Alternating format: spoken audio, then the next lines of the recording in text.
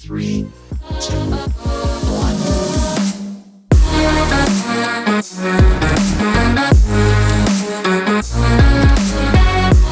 Hello and welcome to our 28th episode of Trees 3 here on SPORTSTREE LTD. It is our UFC 265 special, folks. I'm Connor Roundtree and I am jacked up to get into this show today. I apologize for not being here on Wing Wednesday. Had some car problems and we ended up missing the show, but we're back for you here today and we're going to get right into this show with our Stump and Bump of the Week. Our Bump of the Week has to go to Christine Sinclair and the Canadian women. From qualifying to bronze in 2012, then heartbreak in 2016 and another bronze medal, onto the resilience and elation in 2021. Christine Sinclair, the most decorated Canadian soccer player of all time, male or female, finally has a gold medal to her name. She was there leading Canada through it all, including forcing the penalty that tied the gold medal match against Sweden, sending it to extra time where the Canadians got it done in penalty kicks. Christine Sinclair, you get our Bump of the Week. We also want to give a big shout out to Quinn here on SPORTSTREE. We're all about strong roots and diverse branches, and Quinn becomes the first non-binary transgender person to win an Olympic gold medal. Congratulations, Team Canada's ladies. You battled through it all from 2008 to 2021, and you deserve your Olympic gold medal. Our Stump of the Week has to go to MMA Judging.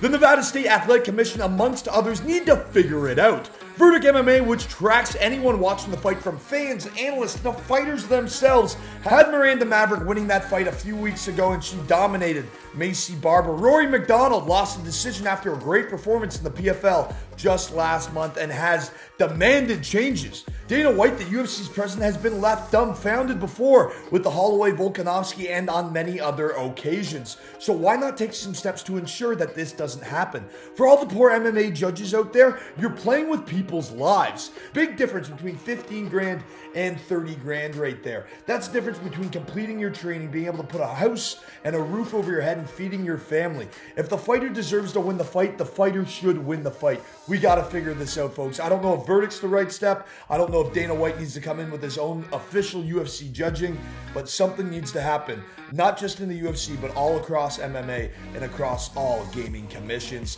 All MMA judges out there, figure it out, and I hope we have a good UFC 265. Stumps. Coming in at number 3 this week is football, baby. That's right, football is back. The Pittsburgh Steelers defeated the Dallas Cowboys 16-3 in the Hall of Fame matchup on Thursday night to kick off the NFL preseason. However, the NFL wasn't the only pro football league in action. North of the border, up here in Canada, the Winnipeg Blue Bombers defeated the Hamilton Tiger Cats 19-6 in the first CFL action since 2019 on Thursday night. The Toronto Argonauts head to Calgary on Saturday night to take on the Stampeders, and the Ottawa Redblacks head to Edmonton to take on the ELKS. No, I have no idea why they are called the ELKS. Elk is the proper plural form of elk. You don't say mooses, you don't say deers, and you don't say bisons. To quote the Booty Sweat singer from Tropic Thunder, you don't say Chineses. Edmonton, what are you doing? Don't even get me started with the name Red Blacks. It's Ottawa, it's Edmonton. It's going down on Saturday night. Coming in number 2 this week on Trees 3 is the WGC St. Jude Invitational from TPC Southwind. With 2 par 5s and 3 par 4s that measure 406 yards or less, TPC Southwind is a ball striker's paradise, despite being a par 70 that can show its teeth. Well, I was all over Brooks Koepka entering this week. If you saw on Monkey Knife Fight, his struggle to find motivation outside of major tournaments continued this week in Memphis. But in typical Trees 3 fashion, we're going to give you 3 golfers to look out for heading into moving day on Saturday. The first being Cameron Smith. He needed just 18 putts through 18 holes on Friday, which is quite frankly incredible. He's 11 under par, 2 strokes off the lead, and has the power to take advantage of TPC Southwind's layout. Heading into the weekend, he is a 6.5 to 1 betting line. Dustin Johnson enters moving day at 33 to 1, and he has been solid as of late. Yes, he missed the cut at the 3M, but he had 4 consecutive top 25s before that and a pair of eagles through 18 holes on Friday. If he can put his game together going into the weekend, he can make a strong push on moving day in Memphis. Bryson DeChambeau enters the weekend with 10 to 1 odds, and he has the power to exploit TPC Southwind off the tee. He's just 4 strokes off the lead entering the weekend, so look out for the scientist come Saturday and Sunday.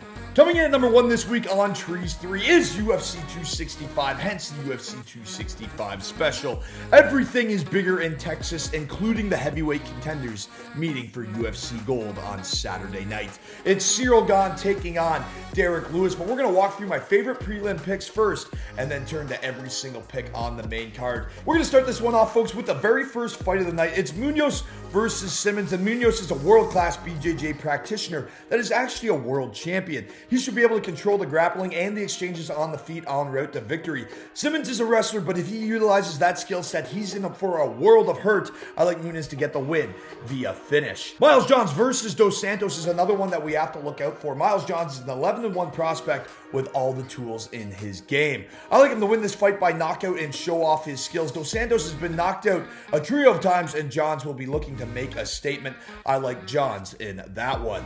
For Karolina Kowalkiewicz versus Jessica Pena, I like a lot of strikes here, and I like it to go long, so make sure you take the over 1.5 rounds. Alonzo Menifield takes on Ed Herman tonight, and Alonzo Menifield is as powerful as they come and quite persistent. Herman should chase the takedown to limit Menifield's gas tank, therefore diluting his power, but Herman is over 40 years old. Menifield should win this fight via knockout. He's the bigger, stronger man and the more explosive fighter, as I said. Rafael Fiziev versus Bobby Green. This is a really interesting one because Bobby Green always fights prospects well. Fiziev, on the other hand, he is a rising prospect, as I said, and he has the tools to get this fight done. Look for him to get this fight out of the first or second round. If it goes to the third round, though, Bobby Green should be able to turn it on. So look out for the judges' scorecards if this one goes long, but I do like Fiziev here. For the first fight on the main card, it's Casey Kenny taking on Song Yadong. I like this fight to go long and there to be a lot of strikes landed. If you head over to Monkey Knife Fight, make sure you use the code SPORTSTREE for your first deposit and you'll get a 100% deposit bonus up to $50 and take more and more on both these guys' strike lines. Song Yadong is so explosive at just 23 years old, and Casey Kenny, he always likes to go out there and bang, and Song Yadong will always answer that bell. Up next, folks, is a rematch between Tecia Torres and Angela Hill. Torres is better on the ground, and I like this fight to go long and go to a decision. I think Torres is the more complete fighter and has more paths to victory in this fight.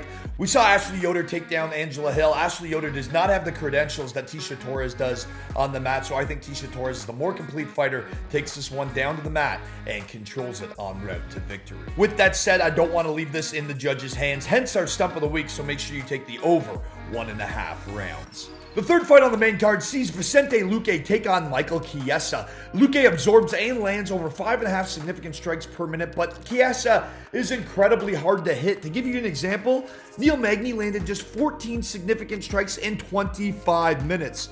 That's absolutely absurd. Chiesa absorbs less than 2 significant strikes per minute. I like him to stay on the outside. Remember that this fight is not at the Apex. It's in Houston, so it's going to be a full-size octagon. Look for Chiesa to use his range, and I think he takes this fight to the ground, and he earns himself a victory doing so. Our co-main event sees former featherweight champion Jose Aldo taking on Pedro Munhoz at 135.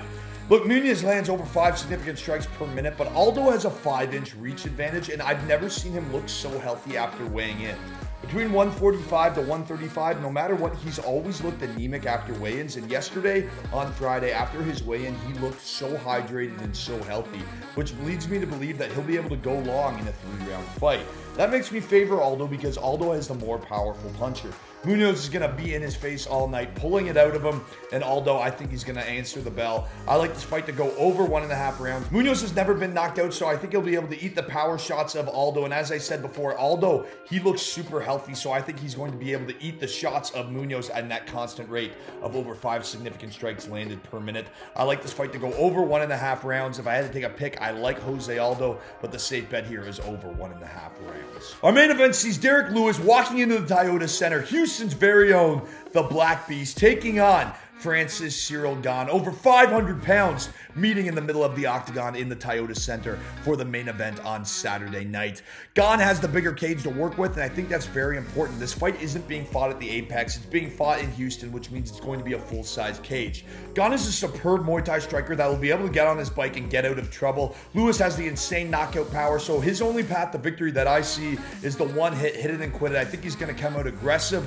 I think Gane's going to be able to weather the storm like he's done his whole career. He's never been defeated, and he has a 4-inch reach advantage, and that will help keep Lewis to the outside as he dances around the octagon. Folks, I like Ciryl Gane to win this fight. He's the more well-rounded fighter, and he has the room to get out of the way with the full-size octagon, and he has the skills to land and pepper Derek Lewis. I think this fight stays on its feet, and I think it goes long. We don't see Ciryl Gane hunt the finish in the UFC. We haven't seen it yet. He's landed over 100 significant strikes in back-to-back fights, so look for him to stay to the outside, pepper Derek Lewis to be aggressive, attack, tire down, and that's when Gane will start to pour it on. Take Ciryl Gane to be the new interim heavyweight champion of the UFC. For our Monkey Knife Fight play of the day, we're going to play a Knockout Kings contest on Monkey Knife Fight to get you in to win your share of $5,000 American on a minimum $5 entry. All you need to do is select 3 fighters. If all 3 of your fighters score a knockout, you're in to win your share of the $5,000. We just talked about Alonzo Menafield. He's taking on Ed Herman, and I like him to earn the knockout. He's big, he's powerful. Herman's been knocked out before, he's been rocked, and he's over 40 years old. Our second pick is Miles Johns, the 11-1 prospect, taking on Dos Santos. He's been knocked out a trio of times. I like Johns to make it a cuatro. And our final pick is Ciryl Gane. Well, I do like the fight to go long. I could see Ciryl Gane just getting a finish based off pressure in the 4th or 5th round. For our trivia question on this week's edition of Trees 3, this is our UFC 265 special. It is the heavyweight interim title fights, so we're going to keep this within heavyweight interim title fights. Who won the first ever UFC heavyweight interim championship? Head on over to our website, www.sportstreeltd.com. You can find the link in the bio there. Click on our web app, sportstree.ca, and sign up or subscribe. Remember that upgrading your subscription is an upgrade in your chances to win up to $15,000 a year and tickets to see your favorite teams play live. Make sure you answer this week's trivia question to get in to win a pair of MLS or NBA tickets. Folks, I'm Connor Roundtree. Cheers. You've made it to the weekend and enjoy the fights. 3, 2,